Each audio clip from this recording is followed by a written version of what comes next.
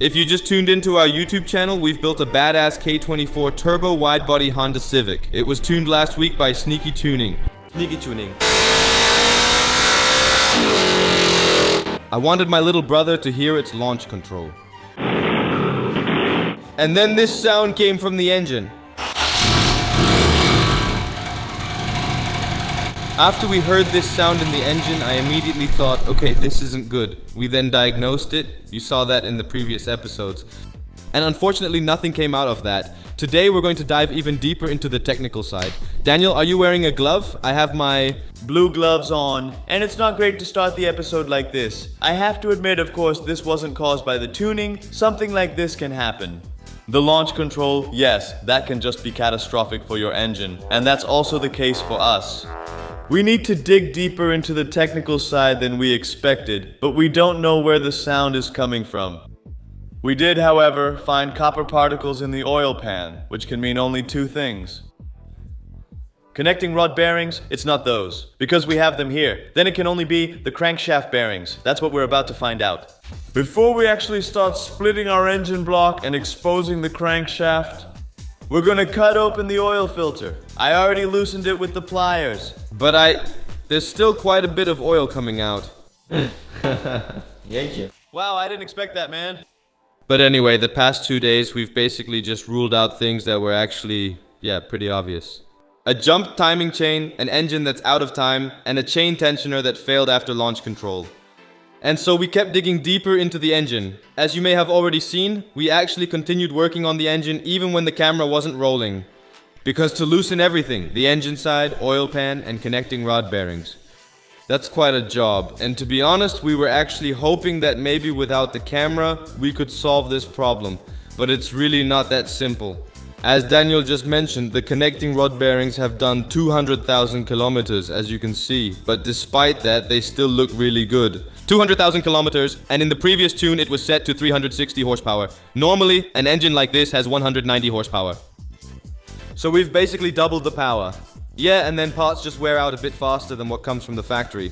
But still, these engines are extremely strong. At least until you actually use proper launch control. And yeah, it's not just us who've had real problems after using launch control, but we've heard several stories, right? Valve coming out, through the cylinder, through the piston. Yeah, it could be so many things that it just suddenly gets a startup hiccup, and in our case too, you also don't know why this happened. Maybe it happened for a reason. Maybe we'll end up driving on the same day, because that was the plan too. We were supposed to get a walk modding, you never know. Things happen for a reason. In our case, we haven't had the chance yet to really go all out with that car. I can promise you that we're going to fix this and that there's still some awesome content coming up. I just want to open up the oil filter for a moment. It's not a good idea to cut it open, since metal shavings can get inside. But then I'll just assume that the metal shavings came from my grinding and not from the engine parts. You know what I mean?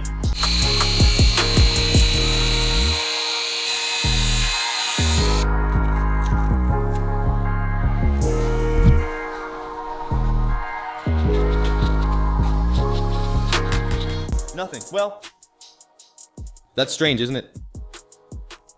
Super weird. Then you see these tiny copper particles in your oil at the bottom of the oil pan. But then you don't see anything in your oil filter. Or what that could indicate. We're still really on time. That we still caught it in time, definitely. Or we've got our whole diagnosis completely wrong. But yeah, we do see copper particles at the bottom of the oil pan, which is super weird. Anyway, I'm happy with these results. You? Right? Are you still on the Lambo? No. Yeah, the oil filter is completely full, yeah. The one from the Lambo is completely full. We're going to lock the timing for a moment. In other words, we're going to lock our chain tensioner so it can't slip outwards. And then maybe we can now loosen the bottom end and take it down. Because we're leaving the crankshaft in the engine temporarily. Next, we'll assess the main bearing. Thoughts, Don? I think that's the right plan of action. And if it turns out that the main bearings are damaged or in good condition, then maybe it comes down to the pistons. Will you still dare to use launch control later? Yes, of course. If you knew how long we've been using launch control with this thing, and we always said, well, I don't understand how it's still not broken. Well, this is the moment. This at the events, right? Looks like oops, man, so much, so oops. Old header, quite an old header. Not normal, just imagine, right? When you change the oil, actually, How much oil is still left in it?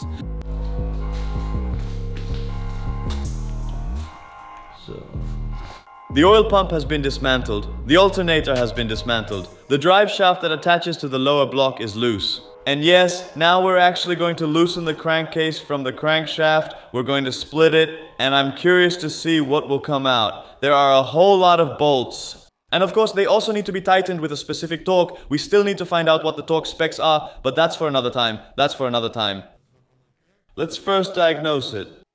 And then I'm curious to see what's really going on. I think you are too. Just look at how he's loosening all those bolts, man. That's quite a job. They're extremely tight from the factory, unbelievable.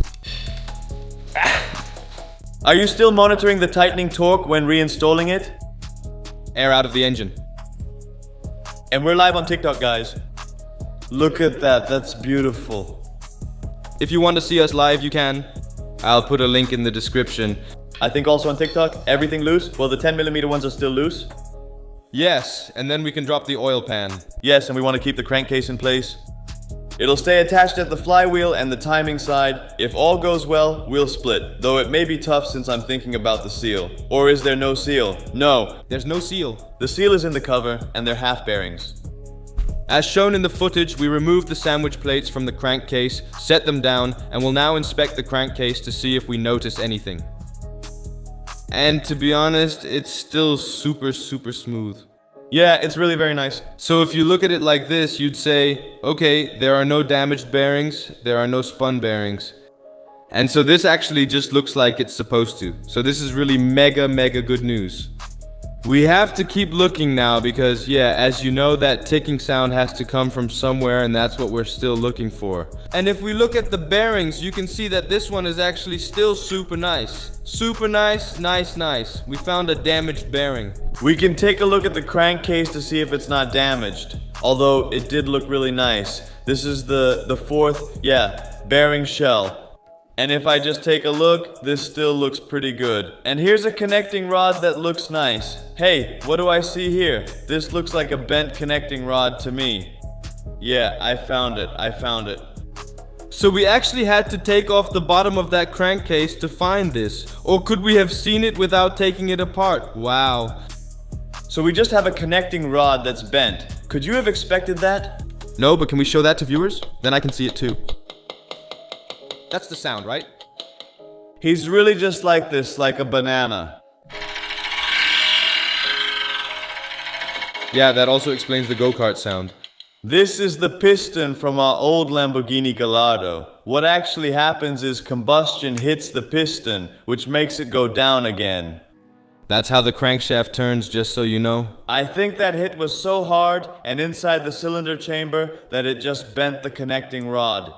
So now we have a few options that we need to discuss together to decide exactly what we're going to do. We're going to install this one, right? From the Lambo, the 5-liter connecting rod with the piston. Yeah, I think that's stronger than the 2.4 from the Honda, so that's a good idea.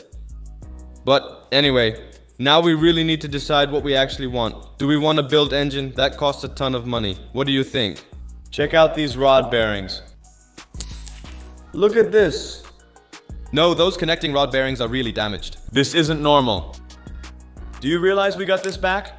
So we have a few options. Option 1 is to build a new engine. So take this engine out. New pistons, connecting rods, crankshaft bearings, and connecting rod bearings. A different cylinder head should let us target about 1,000 horsepower. We have 1,000 horsepower. Monies. That's it. Do you still want to spend so much if you only want 600 horsepower? On the one hand, it's wise to always overbuild your engine, because then you won't have these kinds of issues anymore. Or do we go for option 2, which is basically replacing the connecting rod? New main and connecting rod bearings plus a new head gasket. Have the cylinder head resurfaced. That's option 2. That's actually the cheapest way to go. This way you save a lot of money and the project gets on the road faster than building a whole engine. Or should we choose option 3 and buy an original K24 K24A3 engine block? With low mileage and just swap it right away. That's also really easy. Just do a simple swap without I actually have confidence in our engine. Despite that, yeah, as you can see, the Honda still hasn't moved from its spot. That's all because of this defective part. This isn't the piston that came out of the Honda. That one's still in there. although we are going to take it out in this episode. But guys, the piston isn't what's broken. The connecting rod is what's bent. And of course, we've also been in contact with Sneaker Tuning, and he also told us what caused it. It's because of the boost creep we're dealing with, of course. So it crept badly during launch control, during anti-lag. And because of that, the boost and the pressure in the cylinder were so high that our connecting rod gave out. So the good thing about this is that we also have a solution for the future. We're going to replace our wastegate, of course. And of course, we're going to tackle everything that Sneaky actually pointed out. Because I obviously need to perform well and be safe, be able to drive around, and be reliable. Because that's why the cause is still unknown, so actually the defect happened because of our own stupid mistake. So, we need to remove that piston as quickly as possible because it's bent? No, the connecting rod is bent.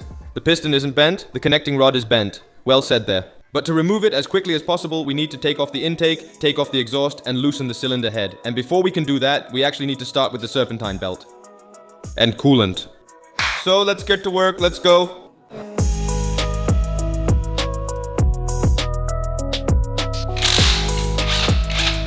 We're gonna tackle this quickly together.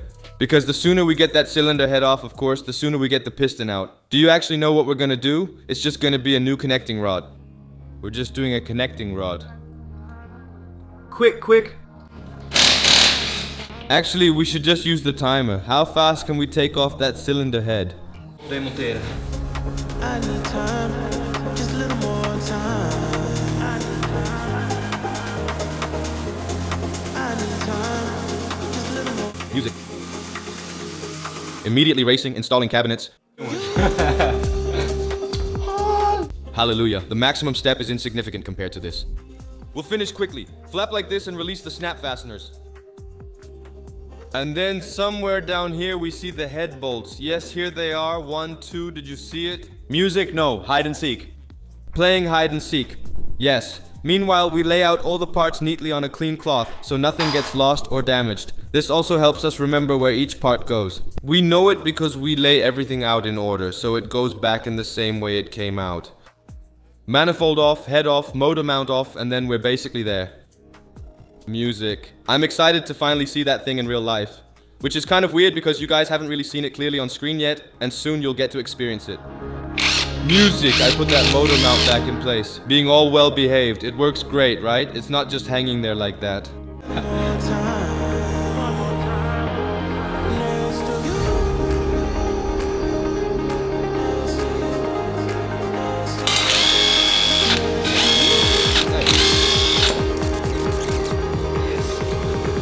Well, this isn't what it's all about, but it is an essential part to disassemble. I'm curious about the valve and everything. Yeah, we're going to check that valve in a moment, indeed.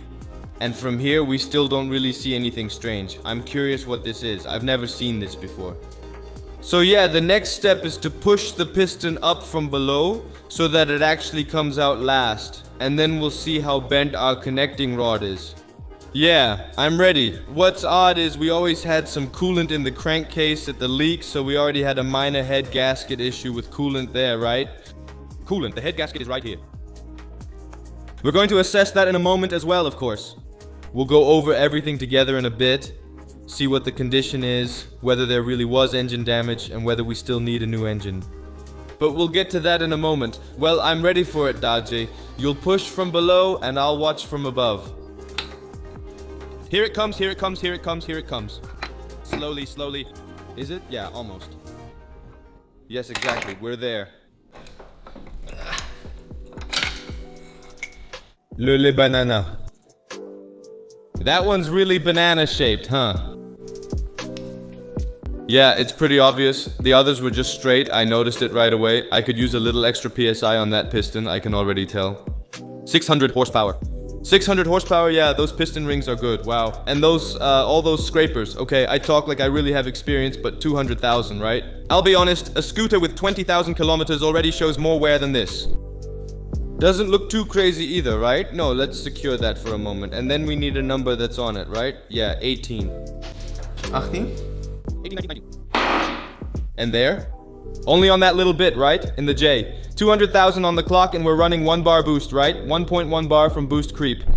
Yeah, that's 1.1 bar, right? So that's what he ran with that. By the way, it also ran on the dyno at 1.1 bar, but that was at high RPM, so it could handle that pressure. At about 5,000 RPM, it couldn't handle the pressure, and then kaboom, the connecting rod. Say hello to my little friend.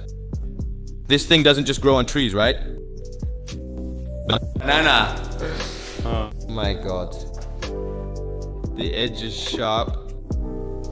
Yeah, that's great. This actually doesn't look too bad. And on this corner, we had a leaking head gasket. Well, actually, we had a head gasket that was leaking to the outside.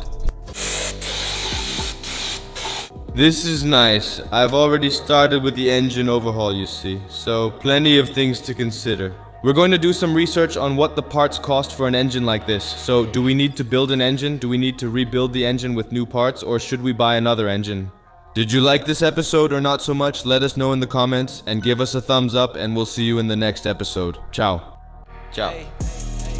All work, no pleasure. I ain't here to make friends, big stepper.